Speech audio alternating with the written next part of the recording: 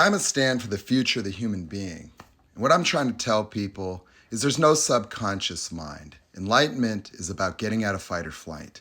I've discovered the physiological basis, the anatomical basis, the evolutionarily biological basis, the history of mankind, the history of enlightenment, the history of psychology through my studies of exercise physiology and mastery of the sympathetic nervous system. I discovered the origins of all human suffering and created a methodology that is literally one simple conversation. And that works on traditional people pleasers and some narcissists, pretty much eradicating mental health concerns permanently. Now, that doesn't sound rational in a world that cannot understand the continuity of any field of study, but it's nonetheless true. I also discovered the physiological basis and psychological basis for things like schizophrenia and exactly how people dissociate into hallucination, understanding that imagination was a secondary process that occurred after the brain continued to develop profound intellectual properties. Now, the fight or flight mechanism was created before that, and that is the cause of all dissociation through the inhibition of cognitions through norepinephrine, efferent signals in the brain. The tunnel vision of animals is where human beings are trapped with the inwardly facing fight or flight mechanism that's generated the first time a child around the age of 5 has a fight or flight.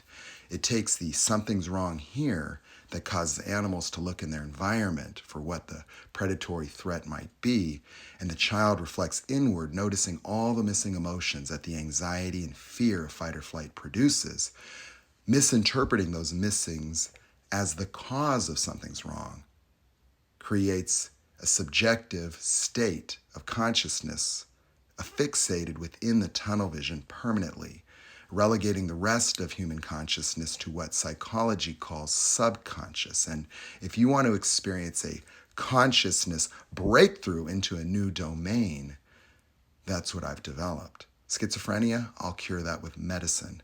I'm going to start studying the efferent axons of the sympathetic nervous system anatomically and determine whether or not there are any anomalies that I can exploit in the beta receptors to see about generating a medication that crosses the blood-brain barrier and attacks the tunnel vision to dissolve its boundary, to enable someone with schizophrenia to resume normal consciousness, a normal consciousness that collapsed far enough that the imagination started to penetrate the space of momentary awareness. And those paranoias are caused by the fear state influencing the imagination as the consciousness fixated on the hallucinations and auditory hallucinations and distortions. It caused a further acceleration of the norepinephrine release, dissociating the person into a non-real world that psychiatry has failed to realize is due to the same affliction all people share.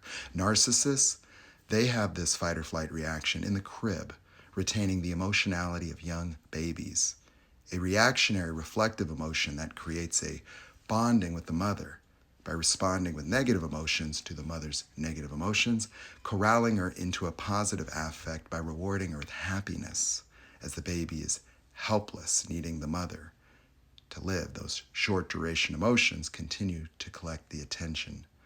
Now, that baby with an environment of a lot of yelling can have an arbitrary fight or flight. And if that happens, they retain that emotionality, requiring what we call supply. And that is just reflecting the emotions of the other. And because they're in fight or flight, they have no empathy due to the blockage of normal emotional experiences. Instead, forced to learn in a cause and effect reality where they are vulnerable to the emotional changes in others, narcissists start to learn how to manipulate, unaware of the reality that they're different from other people, later to be discovered, and start to develop inferiority complexes as a result of this profound vulnerability being afflicted by changes in the emotions of others.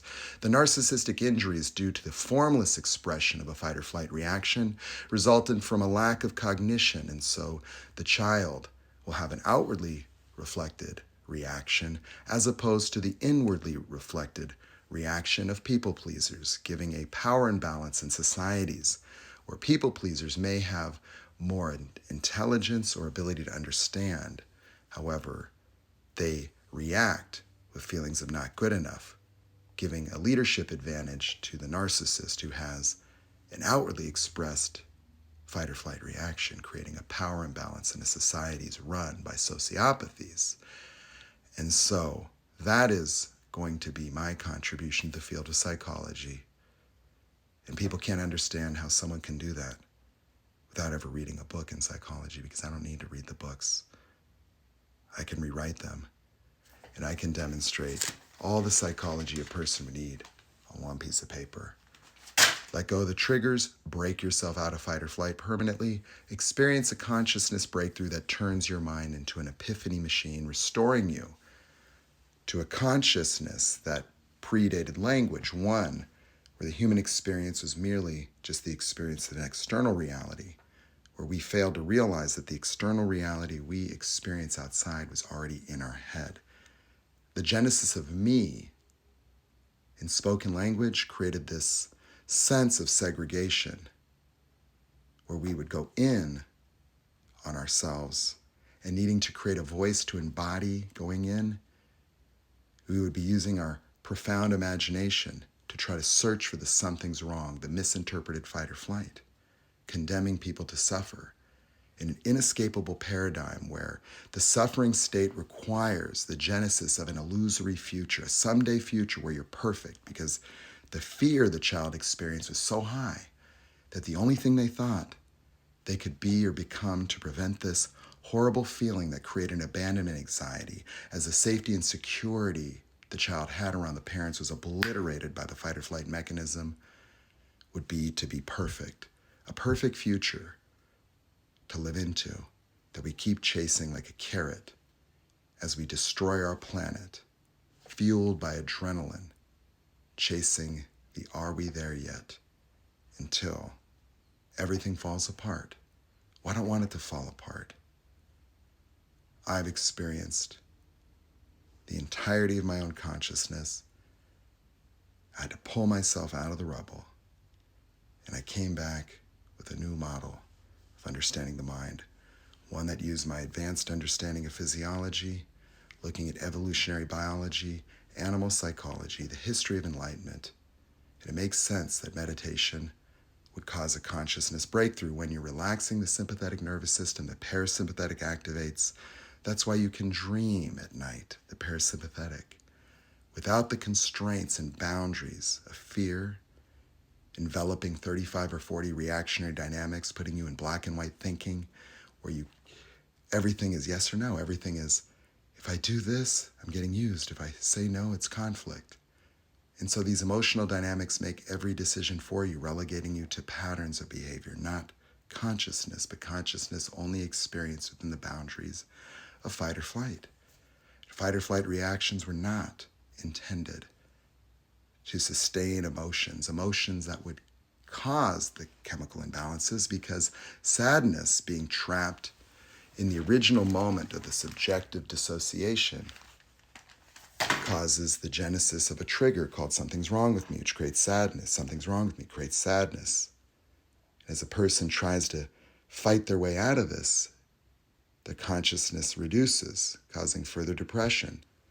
And so yes, you have serotonin will be low in that case. But in some instances, the upregulation of serotonin and dopamine receptors would cause an elevated mood if someone was to escape this depressive state, and it will look like a mood disorder, because the brain does adapt its physiology. Just like if you took exogenous drugs, you'd expect a downregulation of receptors, causing a dependency on the exogenous drugs to maintain normal physiology.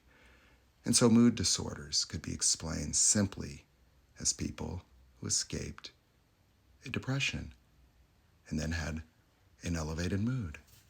If they happen to have creativity, it makes sense why the DSM-5 would say creativity and ground-up thinking is part of a mental illness. No, having a voice in your head is the mental illness, and everybody has it. And I'm here to help people cure it.